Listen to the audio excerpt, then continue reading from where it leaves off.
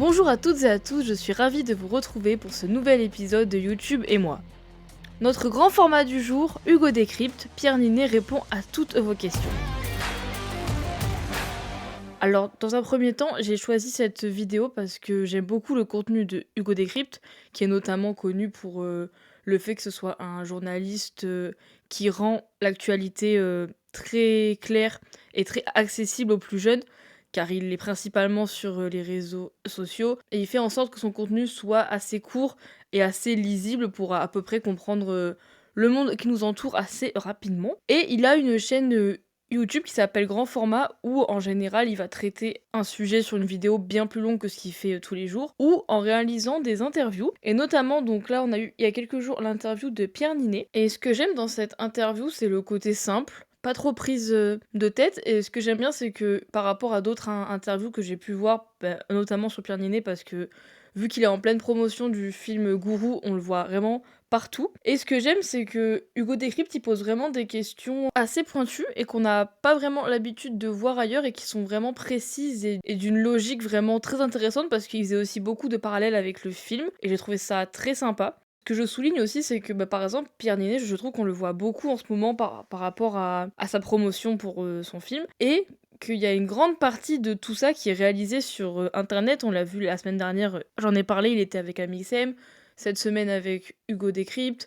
Il y a aussi d'autres vidéos dont je vous parle pas, mais il a aussi fait d'autres interviews chez d'autres créateurs de contenu. Et je trouve que ça montre aussi qu'aujourd'hui, pour faire la promotion d'un film ou d'une série, il y a aussi une grande importance qui est placée sur les réseaux sociaux. Il y a aussi plein de formats courts qui existent de plus en plus, que ce soit un peu comme les interviews Combini, qui a beaucoup sur TikTok notamment. Et je trouve que ça marche et que ça aide le film à faire parler de lui parce que donc j'ai appris récemment que le film donc il est sorti il y a même pas une semaine et il a déjà fait le record du meilleur nombre d'entrées de l'année et de l'année précédente apparemment. Pour les vidéos de la semaine, on commence avec Rebeu d'Ether qui créera le meilleur objet. Alors c'est un épisode 2, il avait déjà fait ce concept précédemment. La famille, bienvenue dans ce deuxième épisode de La Startup. Ouais. Elian, c'est quoi le concept? Vas-y, t'applaudis. C'est trouver un objet que vous allez devoir choisir, qu'on va ensuite faire nul. C'est nul. Non mais c'est une catastrophe, on s'est déplacé pour ça. Tout simplement, il y a 3 équipes qui s'affrontent et ils doivent créer un objet qui doit, entre guillemets, révolutionner le quotidien, mais évidemment tout ça est traité avec humour. Et à la fin, ils passent devant un public pour présenter leur objet avec un petit diapo, puis après une sorte de question-réponse. Et à la fin, ils élisent quel a été le meilleur objet. Ce que j'ai aimé, c'est qu'on retrouve notamment des streamers comme Étoile et Samuel Etienne, que j'aime beaucoup, mais je vois moins leurs vidéos parce que vu qu'ils sont principalement sur Twitch et que je consomme très peu Twitch, ça fait que je les vois pas trop, donc je suis quand même assez contente de les voir dans des formats vidéo. Étoile, il a beaucoup basé son image sur le fait qu'il soit très cultivé, donc le voir sur des concepts quand même un peu plus fun et moins prise de tête, c'est vraiment un truc que j'aime, de voir qu'il peut toucher un peu à tout comme ça. Inox 2.0, si abrutis, un jeu de société, épisode 2. Je vous propose encore un épisode 2, donc tout simplement sur la chaîne de Inoxtag, mais sa chaîne secondaire. Il fait un jeu de société entre potes. J'ai bien aimé la vidéo, plein de potes qui s'amusent ensemble, et franchement j'ai beaucoup aimé ce mélange. Bon, il y a des moments où ça part un peu trop dans tous les sens et j'ai un peu décroché de la vidéo, mais dans l'ensemble, j'ai bien aimé. Maxime Biaggi, Ne te fais pas scroll, en featuring avec Billy et Grim Cujo. On retrouve Maxime Biaggi avec encore un nouveau concept. En ce moment, j'ai l'impression qu'il sort quasiment que des nouveaux. Et je trouve ça cool parce que on a besoin de nouveautés. Comme vous pouvez le constater, je vous parle souvent que c'est l'épisode 2, l'épisode 10, l'épisode 8. Et je trouve que d'un côté, quand le concept, je l'apprécie, j'aime revoir les mêmes concepts avec de nouveaux invités, une nouvelle formule, etc. Mais après, j'aime aussi voir de la nouveauté et je trouve que Maxime Biaggi, en ce moment, il présente que des concepts nouveaux et ça, c'est vraiment cool. Et le concept, tout simplement, tu viens avec un talent, une histoire, une idée, ou pas d'idées et le but c'est de pouvoir rester le plus longtemps sur scène sans se faire scroll. Bah moi ce que j'ai aimé dans cette vidéo c'est que bon vraiment c'est de l'humour, ça apprend au second degré. Je sais que pas mal de personnes ont critiqué le fait de se faire scroll assez rapidement, mais en soi c'était le but du concept et c'est aussi pour faire rire, donc ça se voit que ça reste bienveillant et qu'il n'y a pas de méchanceté, que c'est vraiment juste pour, pour le concept et que bah, juste le but c'est d'essayer d'être le plus pertinent et que d'un côté ça met la lumière sur un peu notre société actuelle et par exemple avec TikTok le fait qu'on arrive de moins en moins à rester longtemps sur une histoire ou quelconque occupation et franchement bah, je trouve que d'un côté cette vidéo dénonce aussi bah, notre comportement et si vous trouvez que ce comportement est problématique peut-être faut aussi remettre en cause notre propre pratique des réseaux sociaux. Henri Tran, avoir 30 ans. Henri Tran, j'en ai jamais parlé. Pour ceux qui connaissent, il était dans le duo Le Rire Jaune avec son frère il y a quelques années. Mais il me semble que cette chaîne n'existe plus trop et maintenant ils font un peu chacun de leur côté leur contenu. Et ce que j'ai aimé, donc c'est une vidéo très courte, elle dure 15 minutes. Et tout simplement, bah, il va avoir 30 ans dans un mois et il fait part un peu bah, de ses doutes, de ses peurs, de tout ce qu'il a déjà accompli à 30 ans. Moi, ce que j'ai aimé, c'est que ça m'a fait un peu écho parce que certes, bon, je viens pas d'avoir 30 ans, mais je viens d'avoir 20 ans. Et je trouve qu'il y a quand même toujours plein de questions, plein de choses qui se passent. Et j'ai été vraiment sensible de voir aussi bah, que t'as beau être un grand créateur, un grand youtubeur, bah t'as un peu les mêmes problèmes que tout le monde, les mêmes inquiétudes.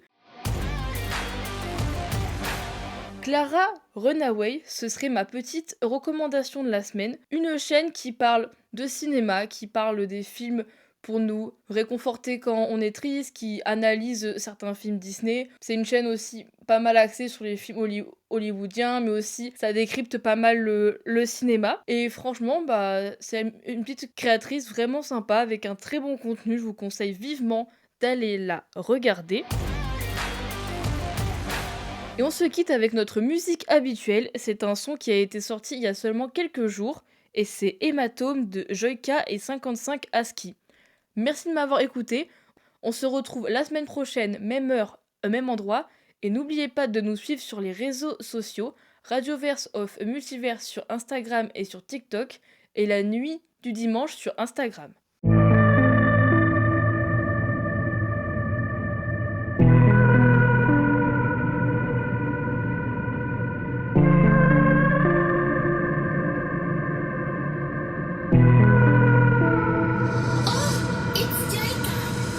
Nos atomes, j'ai partagé tes hématomes.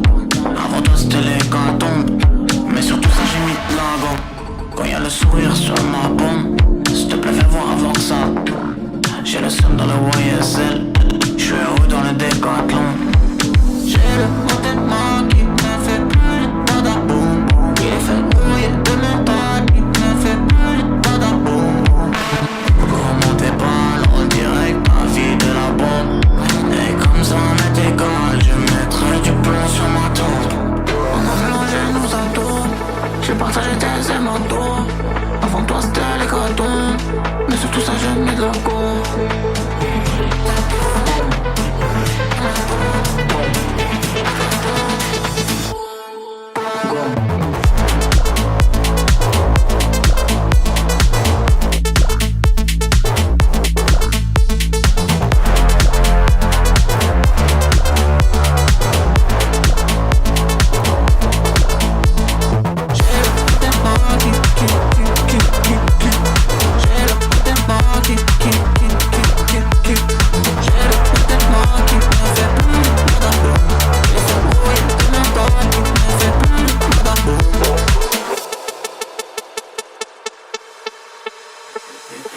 Certaines de cobblestone, malgré ça madame t'es comme un stone. Bouton met tout ça sur le dos. Sur le dos y'a juste un petit tricot. Le beat fait des petits picots. J'ai peur que mes souvenirs aient moisi. C'est pas bien mais des fois je revois nos jolis playbacks sur le 1.6. On a mélangé nos atomes, j'ai partagé tes hématomes. Avant toi c'était l'hécatombe, mais surtout ça j'ai mis de la gomme. Quand y'a le sourire sur ma paume, s'il te plaît fais voir avant ça. J'ai le seum dans le YSL, j'suis heureux dans le décathlon. J'ai le monté qui ne fait plus le badaboum. Il est fait rouiller de mental qui ne fait plus le badaboum. Remontez pas en direct. sur ma tombe.